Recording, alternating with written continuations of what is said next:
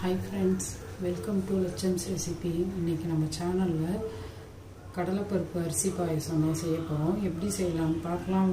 செம சூப்பரான சுவையில் இருக்கும், செம அல்டிமேட்டாக இருக்கும். மிஸ் பண்ணாமல் இந்த மாதிரி செஞ்சு பாருங்கள். ஆடி வெள்ளிக்கிழமைக்கு இந்த மாதிரி பிரசாதம் செஞ்சு சாமிக்கு நைவேத்தியம் பண்ணுங்கள். செம அல்டிமேட்டாக இருக்கும்.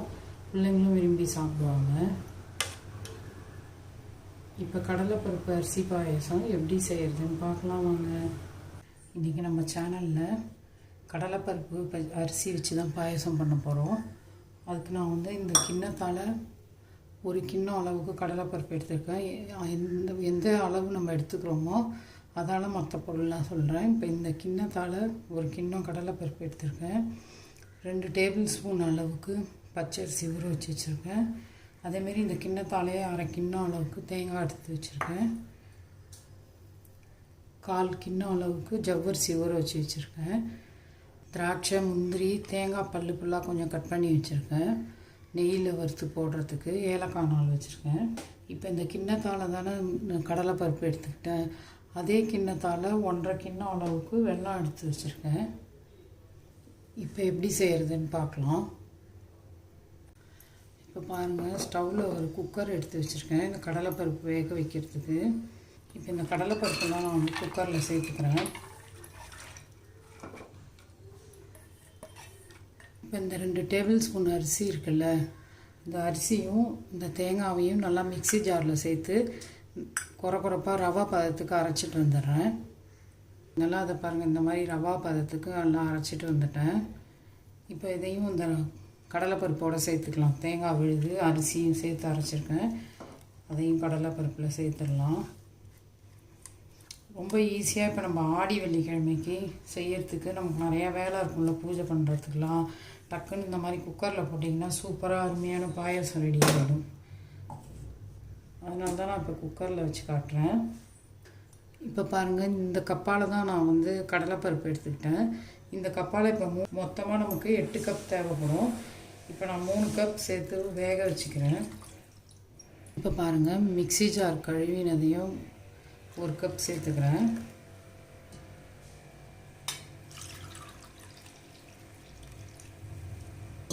இப்போ 2வது கப் தண்ணி சேர்த்துக்கிறேன். இப்போ 2 கப் அதில் சேர்த்து 3 விசில் வச்சு நம்ம எடுத்துக்கலாம்.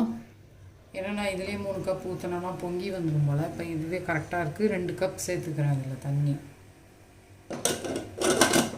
இப்போ நம்ம குக்கரை மூடியாச்சு, வெயிட்டர் போட்டு. இப்போ 3 விசில் வந்த உடனே பார்க்கலாம். இப்போ பாருங்கள், குக்கரில் கடலைப்பருப்பு அந்த அரிசி தேங்காயெலாம் அரைச்சி ஊற்றிருந்தேன்ல, அது 3 வெயிட் வச்சு ஆஃப் பண்ணிட்டேன். இப்போ குக்கர் எடுத்து பக்கத்தில் வச்சுட்டு இப்போ பாயசம் பண்ணுறதுக்கு ஒரு அடிகனமான பாத்திரம் வச்சுக்கலாம். இப்போ பாருங்கள், 2 கப் அளவுக்கு நல்லா க்ரீம் மில்க் எடுத்துக்கோங்க. அப்போ தான் பாயசம் சூப்பராக இருக்கும். நம்ம கடலைப்பருப்பு அளந்தோம்ல, அதே கப்பால் தான் எடுத்துக்கணும் எல்லா அளவும். அந்த கப்பாலே 2 கப் அளவுக்கு பால் எடுத்துக்கிறேன். 2 கப் அளவுக்கு தண்ணி சேர்த்துக்கலாம். இப்போ 2 கப் தண்ணி சேர்த்துருக்கேன், 2 கப் பால் சேர்த்துருக்கேன். இப்போ ஸ்டவ் ஆன் பண்ணிக்கலாம். ஸ்டவ் ஆன் பண்ணிவிட்டு நம்ம ஊற வச்சிடணும்ல கடலைப்பருப்பு எடுத்த கப்பாலே 1/4 கப் அளவுக்கு ஜவ்வரிசி, அதையும் அதில் சேர்த்துக்கலாம். பாலில் சேர்த்து ஜவ்வரிசியை வேக வச்சுக்கலாம். பாலில் சேர்த்து அது வரைக்கும் அப்பப்போ கிண்டி விடுங்க, அடி பிடிக்காமல் இருக்கும். அப்போ தான் ஜவ்வரிசி.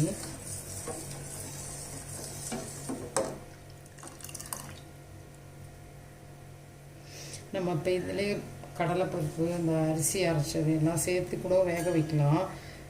கொஞ்சம் லேட் ஆகும் அப்படின்றதுனால நான் கடலைப்பருப்பும் அரிசியும் அந்த குக்கரில் வச்சு எடுத்துட்டேன். ஈஸியாக சீக்கிரமாக வேலை முடிஞ்சிடும்ன்றதுக்காக தான். இப்போ பாருங்கள், நல்லா பால் கொதித்து ஜவ்வரிசி நல்லா ஒரு 80% கண்ணாடி பதம் மாறிடுச்சு. அளவுக்கு ஜவ்வரிசி வந்ததுன்னா போதும். ஜவ்வரிசி வெந்துருச்சு. இதை பக்கத்தில் வச்சுட்டு இப்போ பாருங்கள், 3 விசில் வச்சு எடுத்து ஆஃப் பண்ணி வச்சுருங்க. குக்கரை இப்போ ஓப்பன் பண்ணலாம்.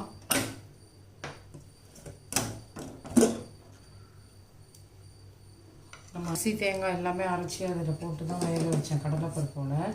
ஏன்னா நமக்கு சீக்கிரமாக வேலை ஆகிடும் தான். பாருங்கள் நல்லா வெந்துருச்சு. இப்போ இந்த கடலைப்பருப்புலாம் எடுத்து நம்ம அந்த பாலோடு சேர்த்துக்கலாம்.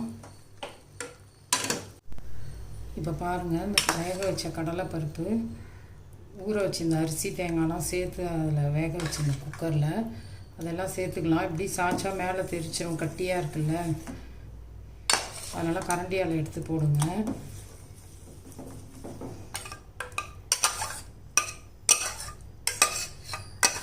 எல்லாத்தையும் அதில் சேர்த்துட்டேன். வேக வச்ச பருப்பு, அரைச்ச அரிசி தேங்காய் எல்லாம் சேர்த்து இப்போ இந்த ஜவ்வரிசி வெந்த பால்லையே மிக்ஸ் பண்ணிட்டேன். இப்போ ஸ்டவ் ஆன் பண்ணிக்கலாம்.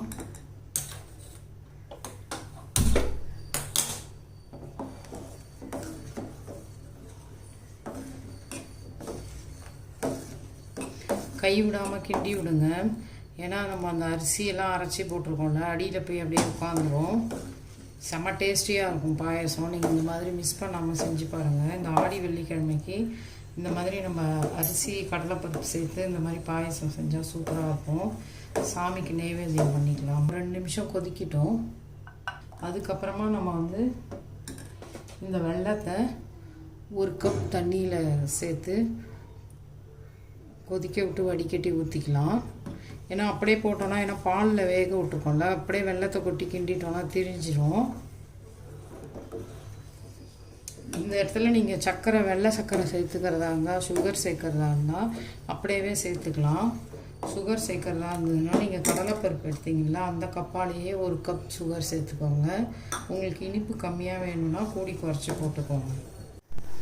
இப்போ பாருங்கள் நல்லா கொதித்து எல்லாம் மிக்ஸ் ஆகி நல்லா வந்துடுச்சு. கடலைப்பருப்பு, இந்த அரைச்ச தேங்காய், அரிசி விழுதுகள்லாம் சேர்ந்து பாலோட ஜவ்வரிசி நல்லா வெந்து வந்துடுச்சு. இப்போ நம்ம வந்து வெல்லத்தை தனியாக 1 கப் தண்ணியில் கரைச்சிட்டு இதில் சேர்க்கணும். இப்போ வெல்லத்தை கரைக்கிறதுக்கு ஒரு பாத்திரத்தை வச்சுருக்கேன். அதில் நம்ம கடலைப்பருப்பு எடுத்து அதே கப்பாலே 1 கப் தண்ணி வச்சுருக்கேன். இப்போ அந்த பாயசம் நம்ம பால்லாம் சேர்த்து இந்த அளவுக்கு தண்ணி சேர்த்துருக்கோம்ல, ஆறுனதும் கட்டியாகிடும். அதனால் இந்த அளவுக்கு சேர்த்திங்கன்னா தான் நம்ம குடிக்கிறதுக்கு ஈஸியாக இருக்கும். ஆறுனாலும் கட்டியாகாது. இப்போ தண்ணி 1 கப் வச்சுருக்கேன். அதுக்கு அளவாக வெல்லம் எடுத்து வச்சுருந்தேன்ல, கடலைப்பருப்பு எடுத்த கப்பாலே 1.5 கப் எடுத்துருக்கேன். இப்போ அதில் சேர்த்துக்கலாம். தூள் வெல்லம் தான் நான் எடுத்துருக்கேன். இப்போ பாருங்கள் வெல்லம் வந்து கரைஞ்சா போதும் நமக்கு. இப்போ நல்லா வெல்லம் கரைஞ்சிடுச்சு. நம்ம எடுத்து வடிகட்டிக்கலாம். நீங்கள் உங்களுக்கு வெல்லம் இனிப்பு எவ்வளோ தேவையோ அதுக்கு தகுந்த மாதிரி கூட குறைச்சி போட்டுக்கோங்க. நான் கடலைப்பருப்பு எடுத்ததாலே 1.5 போட்டிருக்கேன். நீங்கள் 2 சேர்த்திங்கன்னா உங்களுக்கு இனிப்பு அதிகமாக சாப்பிட்றவங்களுக்கு கரெக்டாக இருக்கும். ஏன்னா நான் 2 டேபிள் ஸ்பூன் சர்க்கரையை வச்சு ஏலக்காய் வேறு நுணுக்கி வச்சுருக்கேன், அதையும் சேர்க்க போகிறேன்.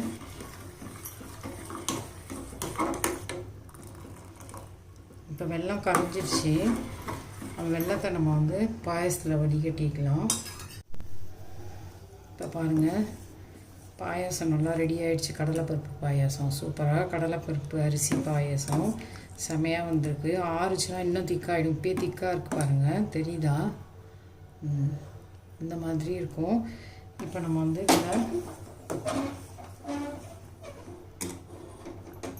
வெள்ளை கரைசலை சேர்த்துக்கலாம்.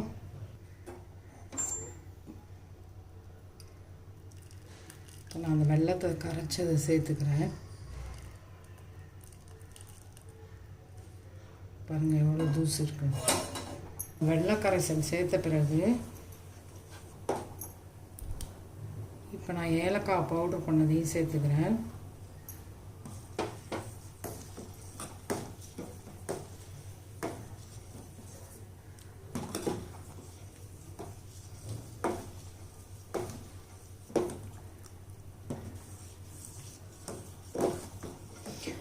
நம்ம இப்படியே ரொம்ப அடுப்பை வந்து கொஞ்சம் மீடியமில் வச்சு 1 நிமிஷம் நம்ம கலந்தால் போதும்.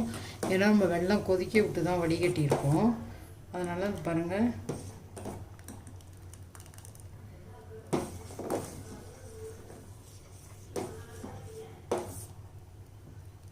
நீங்கள் டார்க்கான வெல்லம் சேர்த்திங்கன்னா டார்க்காக இருக்கும் பாயசம்.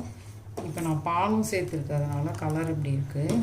சூப்பராக இருக்கும். மிஸ் பண்ணாமல் இந்த ஆடி வெள்ளிக்கிழமை இந்த மாதிரி கடலைப்பருப்பு அரிசி பாயசம் செஞ்சு பாருங்கள், செம்ம டேஸ்ட்டாக இருக்கும். நீங்கள் தேங்காய் பூ கூட இதில் திருவி போட்டு கொடுக்கலாம் குழந்தைங்களுக்கு, சூப்பராக இருக்குன்னு சாப்பிடுவாங்க. இப்போ பாருங்கள், நல்லா ஒரு நிமிஷம் நல்லா கொதிச்சிருச்சு. அதுக்கு மேலே கொதிக்க விடக்கூடாது, வெல்லம் ஊற்றிருக்கோம் பாலோட. தெரிஞ்சு போய்ட்டு இப்போ ஸ்டவ் ஆஃப் பண்ணிவிட்டு முந்திரி திராட்சையெல்லாம் வறுத்து போட்டுடலாம். இப்போ ஸ்டவ் ஆஃப் பண்ணிடுறேன்.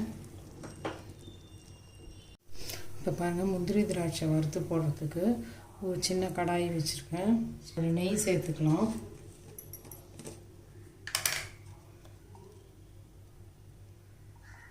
இது குட்டி ஸ்பூன் இது, அதனால் ஒரு 4 ஸ்பூன் சேர்த்துருக்கேன். நெய் காயிட்டும். ஃபஸ்ட்டு தேங்காய் கட் பண்ணி வச்சுருக்கேன் கொஞ்சம், அதை சேர்த்துக்கலாம்.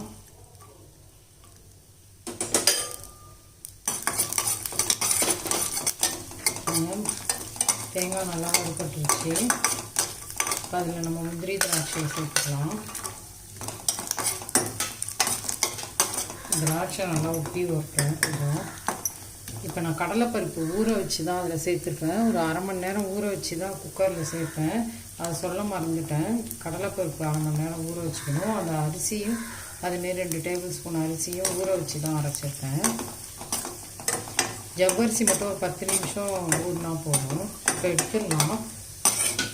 முந்திரி திராட்சையை வறுத்தாச்சு. இப்போ நான் பாயசத்தில் சேர்த்துக்கிறேன்.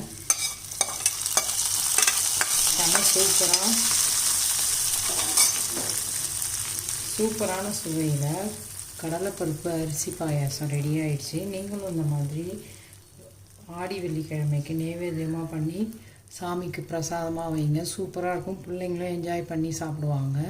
நீங்கள் தேங்காய் பூ திருவி போடுறோன்னா போட்டுக்கோங்க. நான் அதில் அரைச்சி போட்டுட்டு கொஞ்சம் கட் பண்ணி தாளிச்சிருக்கேன்.